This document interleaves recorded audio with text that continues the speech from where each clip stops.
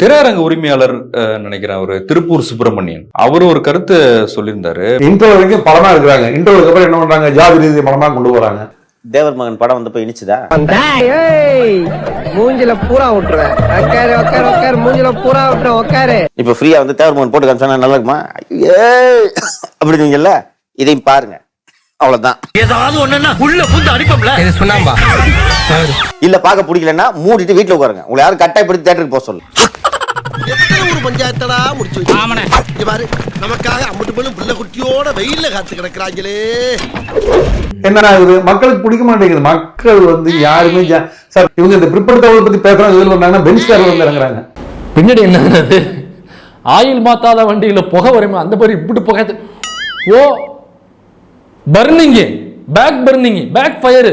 ஓஹோ, இருக்கத்தானே செய்யும். ஆமா, அவங்க பிற்படுத்தப்பட்டாலும் நான் பேசிட்டு இருக்கிறவங்க அவங்க வந்து வாதிக்கிட்டு போட்டுனா 3 கோடி ரூபாய் கார்ல வந்து இறங்கிட்டு நான் பிற்படுத்தப்பட்டேன்னு மேடல் வேணும்னு பேசுறாங்க. இதை பிற்படுத்தப்பட்டு நீ என்னடா மூன்றத்தனை புள்ளி ஆள்தான் விரையில வர ஏரோப்ளேன்ல கூட வருவேன். சினிமால வெற்றி பெற்ற இயக்குநர்களுக்கு பல கோடி ரூபாய் சம்பளம் வழங்கப்படுகிறது எல்லாருக்குமே தெரியும். அவங்க வசதியான காரில் வர்றாங்க, வெற்றி பெற்றவர்கள் வர்றாங்க. விளிம்புகளில் இருக்கிற மக்களுடைய வாழ்க்கை தரத்தை பத்தி உங்களுக்கு தெரியும். பேசுறீங்க, நீங்க சினிமால காட்டுறீங்க, நீங்க விளிம்புகளின் வாழ்க்கையை வாழ்றீங்க. நீங்க எப்படி இருக்கிறீங்க? நீங்க ஒண்ணும் நல்லா ட்ரெஸ் பண்ண கூடாதா? இது ஏன் உடம்பு, ஏன் ட்ரெஸ்? உனக்கு எங்க மேன் எரியுது? ஏய் ப்ரோ, நான் சொல்ல ட்ரெஸ்ல இல்ல பிரச்சனை. ஒண்ணு இல்லாத வந்து நீ நினைக்கிறவா அப்படியே இருக்கணும் நீங்க நினைக்கிறல்ல, அதுதான் இங்க பிரச்சனை. சினிமா வாழ்க்கையில வெற்றி பெறதுக்கு அவர் வந்து ராமுடைய ஆபீஸ்ல ஆபீஸ் பாயா இருந்திருக்கிறாரு. அங்க இருந்தா அவர் புறப்பட்டு வந்திருக்கிறாரு. அப்ப அந்த வாழ்க்கைக்கெல்லாம் இவங்க எல்லாம் அப்ப பார்த்தாங்களா? அவங்க இது என்ன பேச்சுன்னா, வெற்றி பெற்றவன் எல்லாருமே சொகுசுக்காரில் தாங்க வருவான். இது உலக நியதிங்க. கலெக்டரா வந்த பின்னாடி நீ ஏன் சைரன் கார்ல வரேன்னு கேட்க முடியுமா? நீங்க ஏண்டா இந்த தமிழனுக்கு எப்பவும் அடிமையா இருக்கணுமா? அவங்க முன்னுக்கு வரவே கூடாதா? நான் முன்னுக்கு வரதா உனக்கு பிரச்சனை என்ன? நான் முன்னுக்கு வர வேண்டாம், கோட் சூட் போட வேண்டாம், கால் மேல கால் போட்டு உட்கார வேண்டாம், ஸ்டைலா கத்தா. அது உன்னால பொறுத்துக்க முடியலன்னா சாவுடா. கலெக்டரா வந்த பின்னாடி நீ ஏன் சைரன் கார்ல வரேன்னு கேட்க முடியுமா? நீ பட்டியல் சமூகத்தை சேர்ந்து வந்தானா உங்க ஆளு அப்புறம் கூலி வேலை பாக்குறான், கஷ்டப்படுறான், நீனு ஏன் அந்த மாதிரி வரலன்னு கேட்பீங்களா? கலெக்டர் பார்த்து செருப்பு பிஞ்சிரும். ஐயோ, நான் அப்படி சொன்னவே இல்லையே. ஒரு திரைப்படத்துறையில வெற்றி பெற்ற எல்லா இயக்குநர்களுமே ஒரு ஆடம்பரமான அல்லது வசதியான கார் வச்சிருக்கிறது எல்லாத்தையும் வச்சிருக்கான். இவர் மட்டும் மாரி செல்வராஜ் மட்டுமே அப்படி கார்ல வர்றாருன்னு நம்ம சொல்ல முடியுமா? மாரி செல்வராஜ் வச்சிருக்கிறது ஏன் உறுத்துதுன்னு கேக்குறேன். எனக்கு அவனுக்கு காண்டு பின்னாடி எரியுது, வேற ஒண்ணும் இல்ல. அதுதாங்க ஏன் உறுத்துதுன்னா, ஒரு சிலர் தப்பி பிழைக்கிறதே தாங்க முடியல. அந்த சமூக வளர்ச்சிக்கெல்லாம் நம்ம எங்க போறதுன்னு நமக்கு தெரியல. ரேஷன் கடை, போஸ்ட் ஆபீஸ், பால் சொசைட்டி, கூட்டுறவு வங்கி எல்லாம் ஊர்த்தெல்லாம் வச்சுக்கோங்க. காலத்துக்கு நாங்க உங்ககிட்ட கையேந்து நிக்கணும்ல. இப்படி கேட்பாங்களா? அதாவது ஏற்கனவே ஒடுக்கப்பட்ட சமூகம், பட்டியலின சமூகத்திலிருந்து பல கலைஞர்கள் உருவாகியிருக்கான். அவன் யாரும் தன்னுடைய சமூக அடையாளத்தை வெளியே சொல்லி கொண்டது. அப்ப அவங்க யாருமே பேச விரும்பாததை, மற்றவர்கள் பேச விரும்பாததை இவங்க பேசிட்டாங்கிறது உங்களுக்கு கோவம். நினைச்சா பெட்ரோல் பங்க்ல நெருப்பு கொடுத்த மாதிரி வயிறு பத்திக்கிட்டு எரியுது. உனக்குடா எனக்கு உடம்புல எரியுது. குனிஞ்சிட்டு பர்னால தடவு. வாழத்தார சுமக்க வச்ச ஒரு சமூகம் இருக்குல்ல, அது படம் பார்க்கும்போது வருத்தப்படுமா சந்தோஷப்படுமா? ரஞ்சித்தை பத்தி எல்லாம் பேச அவசியமே இல்லை. நெக்ஸ்ட் போய் பேசுறது. நேற்று வந்து பசங்க அவங்க பேசிட்டு இதெல்லாம் காலம் ஒருத்தரே வர வைக்கும். இன்னும் 2 வருஷம் கழிச்சு ரஞ்சித் மாதிரி வேற ஒருத்தர் வந்துவாரு, நெஞ்சித் அப்படின்னு வருவாரு. அதெல்லாம் வரதானுங்க, இதெல்லாம் வரும். நாங்க ஒரு காலத்துல எங்களை பேசிட்டு இருந்தாங்க, இப்ப நாங்க ஒதுக்கிட்டோம். ஒதுக்கணுமா, ஒதுக்கப்பட்டோமா, தள்ளி விட்டாங்களா, நாங்களே கீழே விட்டோமா தெரியாது.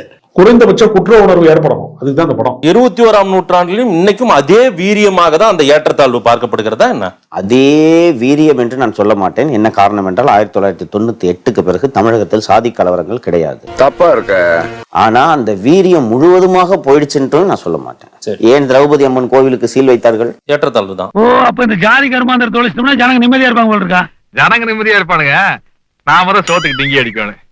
உனக்கு வேற ஏதாவது தொழில் தெரியுமா? தெரியாது, அரசியல் தான் தெரியும். போய் படத்துல ஒரு காட்சி வருது இல்ல, ஊர் பொது குளத்துல, கோயில் குளத்துல குளிச்சுட்டாங்கன்னா அந்த பசங்களை, சின்ன பசங்களை போட்டு அடிக்கிறது. இது உங்களுக்கு எல்லாம் கூட மிகைப்படுத்தப்பட்ட காட்சியை தோன்றிருக்கு. இப்படியா சின்ன பசங்களை போட்டு அடிப்பாங்கன்னு தோணிருக்கலாம் உங்களுக்கு, இல்லையா? ஒரு 3 மாசம் முன்னாடின்னு நினைக்கிறேன், ஒரு பையன் கோயில பூந்துட்டான்னு எப்படி பேசினார் ஞாபகம் இருக்கா? இப்பங்க உண்மைதான் சார், ஞாபகம் இருக்கா? அவர் கைது வரைக்கும் எல்லாம் போச்சு. அது ஏன் அவருக்கு அந்த கோவம் இருக்கு? சாதி வெறி. எந்த நாயிராடி எப்படி அவர் கோவப்பட்டு பேசினார் ஞாபகம் இருக்கா? சரி, அதுவும் சாதியை சொல்லி சொல்லி திட்டினார் ஞாபகம் இருக்கா? அப்ப இப்படிப்பட்ட மனிதர்கள் இன்னும் நம்மிடையே வாழ்ந்து கொண்டிருக்கிறார்கள் தானே. இல்ல ஜாதினா ஜாதி தான் முக்கியம் நாங்க நினைக்கிறோம். அதுதான் முதல்ல. அவர்களுக்காகத்தான் மாமன்னன்கள், கர்ணன்கள், பரியேறும் பெருமாள்கள், அசுரன்கள். இது எல்லாத்துக்குமே காரணம் இந்த பிராமணிக்கல் ஐடியாலஜி தான். இந்த காலி போட்டேன்னு வச்சுக்க, எல்லாத்தையும் நம்ம சரி பண்ணிடலாம். ஓய்யா, அது எப்படி எல்லாத்துக்கும் பிராமின் தான் பிரச்சனை? What the hell, man? Okay, அப்போ இந்த மிடில் கிளாஸ்ல இருந்து கத்தி தூக்கி அறுத்து போடுறவன் யாரு? இல்ல நீங்க தேவையில்லாம புண்களை கிளறி விடுகிறீர்கள், முடிந்து போன கதையெல்லாம் சொன்னோன்னே இன்னைக்கு என்ன ஜாதி ஒழிஞ்சுச்சா? ஒழிஞ்சாலும் பேசுனேன். நான் பாடிக்கொண்டிருப்பது ஒரே பாடலாக இருக்கலாம், அதை என் வாழ்நாள் முழுவதும் பாடுவேன். சக மனிதர்களை நம்ம உழைப்பு ரீதியாக சுரண்டுகிற போது, சக மனிதர்களுடைய உழைப்பை வந்து நம்ம பயன்படுத்தி கொடுக்குற போது, அதனால ஒருத்தனுடைய வளர்ச்சியை, ஒருத்தனுடைய வெற்றியை வந்து தாங்க முடியல. ஒருத்தன் கார்ல வர்றான், 2 பேர் கார்ல வர்றாங்கிறதே தாங்க முடியலன்னா அப்ப மற்ற சமூகங்களுக்கு இப்படி விமர்சிச்சிருக்கிறாரா? என்ன பஞ்சர் ஆயிடுச்சா? மற்ற சமூகங்களுடைய இயக்குனர்கள் சொல்லுவாரா? பாரதிராஜாவை பார்த்து சொல்லுவாரா, என்ன ஆடம்பர கார்ல வர்ற, ஏன்னா கிராமத்து கதை, கஷ்டப்படுறோம் கதை, மயில் கதை எடுத்துட்டு இருக்க சொல்லுவாராங்க போய். ஊமையா? மௌன விரதமா? ஏன் அது வந்து கருத்தம்மாளை வந்து கள்ளிப்பால் கொடுத்து கொண்டுட்டாங்கிற கதையை எடுத்துட்டு எப்படியா வந்து சொகுசு கார்ல வரலாம் அப்படின்னு யாராவது கேட்டிருக்கீங்களா? இது என்ன ஒரு பேச்சு, அபத்தமான பேச்சு. இதெல்லாம் வந்து என்னன்னா சாதிய ஆதிக்க உணர்வுகளை உள்ள வச்சிருக்கிறவங்களால இந்த வெற்றியை ஏற்றுக்கொள்ள முடியும். நான் பேசுற பாஷையும் போட்டிருக்கிற ட்ரெஸ்ஸும் தான் உங்களுக்கு பிரச்சனைனா மாற வேண்டியது நான் இல்லை, நீங்க தான். இவங்க எல்லாம் ஜிம்ல என் கூட ஒர்க் அவுட் பண்றவங்க.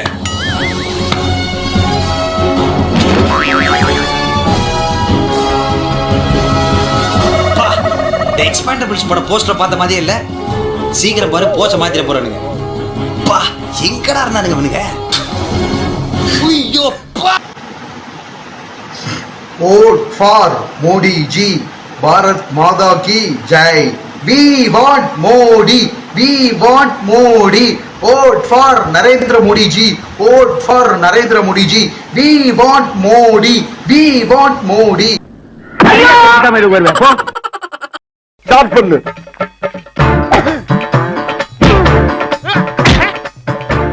இங்கிட்டு வா. அப்படியா படைக்கல மண்டல மட்டும் அடிச்சிடாத, குலக்கேசல் உள்ள போயிருவேன்.